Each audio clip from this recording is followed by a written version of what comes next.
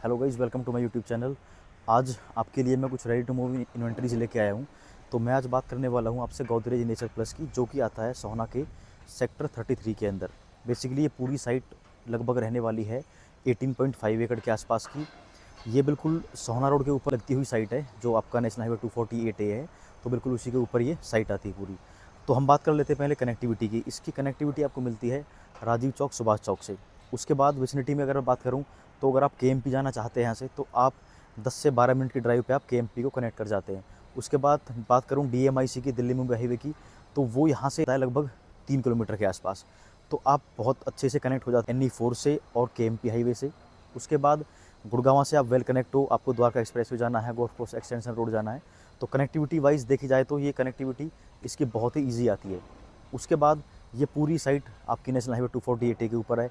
ऐसा नहीं है कि आपको 24 मीटर रोड से अंदर जाना पड़ता है। तो कनेक्टिविटी वाइज बहुत अच्छा है, साइट बहुत ही अच्छी है इसकी। उसके बाद बात करूँ, मैं यहाँ पे जो आपको इन्वेंटरी दिखाने वाला हूँ, वो इन्वेंटरी दिखाऊंगा आपको 1528 स्क्वायर फीट की, जो रहने वाला 2 BHK प्लस डेक का साइज़। अगर मैं साइज़ की बात करूँ तो यहाँ पे स्टार्ट होते हैं लगभग 1310 स्क्वायर फीट से लेके 1996 स्क्वायर फीट तक। तो 2 BHK 2 plus study, 2 BHK plus 2 plus deck, 3 BHK plus utility. तो ये काफ़ी सारे साइज़ यहाँ पे आते हैं। कंस्ट्रक्शन क्वालिटी इसकी काफ़ी अच्छी है। गोदरेज आपके बारे में आपको आइडिया होगा कि बहुत ही रेनाउंड बिल्डर है और लेगेसी इनकी लगभग 125 साल पहली है। तो अपने प्रोजेक्ट बहुत ही बढ़िया तरीके से बनाता है और कस्टमर इसके ऊपर ट्रस्ट भी करते हैं। तो मैं जो आपको इन्वेंटरी देने वाला हूँ, वो देने वाला हूँ जी टावर के अंदर। अगर आपकी चॉइस ऐसी है कि आपको चाहिए रेडी टू मूव इन और आपको चाहिए कि 1.5 साल का टाइम या फिर 3 साल का टाइम, तो आपके ऊपर डिपेंड करता है कि आपको कौन सी यूनिट चाहिए। तो वो यूनिट हमारे पास अवेलेबल है।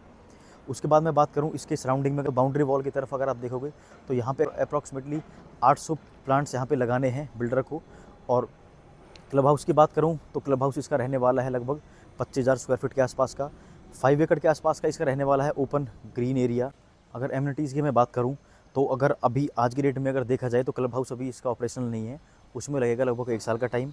जो अभी आप आज की डेट में ऑपरेशनल है, वो इस तरफ अगर आप देखेंगे तो आपको दिखेगा basketball court, badminton court.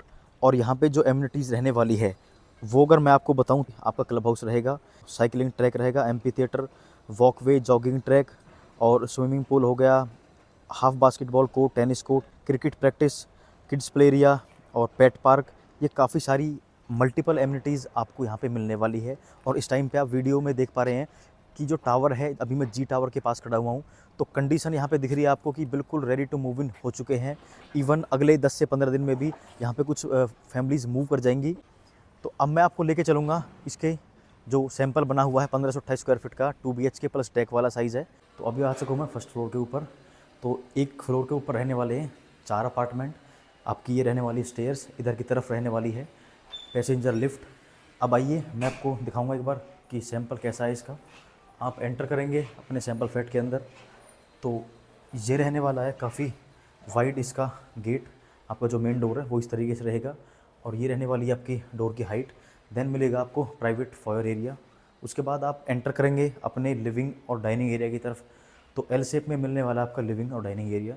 Basically इस तरफ आप अपने सोफ़ा या फिर कुछ भी सिटिंग आपको लगानी है, इस तरफ आप लगा सकते हो और इस तरफ आप रख सकते हो अपनी डाइनिंग टेबल। तो ये हो जाएगा लिविंग और डाइनिंग।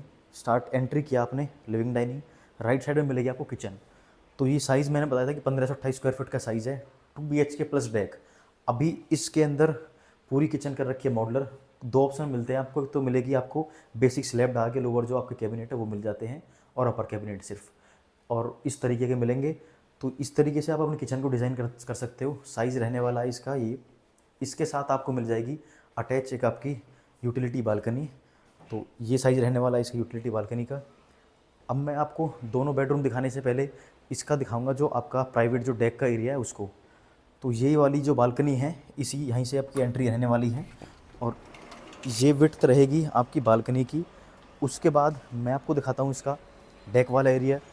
तो डेक का स्पेस आप जो देख रहे हो, वो बेसिकली जो वाइट टाइल्स लगी हुई है, उसी तरीके से टाइल जैसी यहाँ पे दिख रही है आपको, इसी तरीके से मिलेगी। वुडन का वर्क ये बिल्डर ने कर रखा है और ये जो बार काउंटर बना रखा है, ये भी बिल्डर ने आपको दिखा रखा है कि आप इस तरीके से इसको मॉडिफाई कर सकते हैं।